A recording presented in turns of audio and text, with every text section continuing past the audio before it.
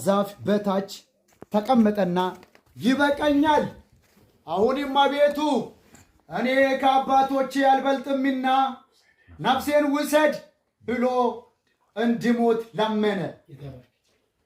ክብር ለኢየሱስ ይሁን። አሜን። ሲነበብ ሰምታችኋል ብዬ አስባለሁ። ኤልያስ ዋው ቁጭ ብትሉና በጣም የተከታተለ እዚህ ጋር ሁለት ሐሳብ ነው የምናገኘው።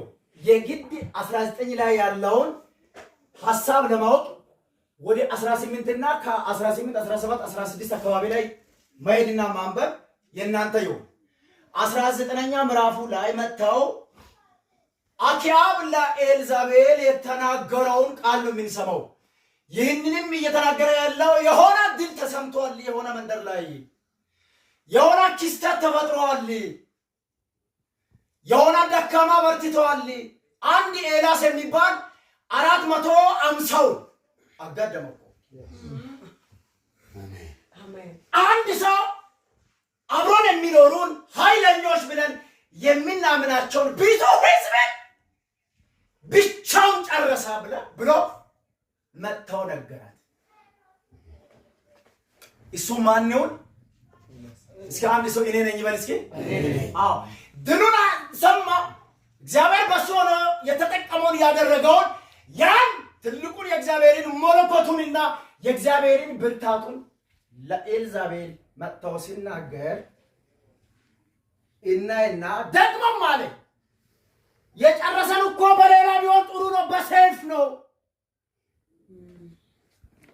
አንገታቸውን አስቆረጠ እኮ። የተላበሰ እሳት አለው፣ ኃይል አለው፣ የሆነ ነገር አለው፣ የሚሰማ ሌላ ምንጭ አለው፣ የተመካበት አለው። ይህ ኃይል ሲመጣ ዝም ብሎ አይደለም ብሎ ስል እናገኛለን። በእግዚአብሔር የታመነ ሰው ሺህ ሰው ከሚያጅብ ጌታ በቂ ነው።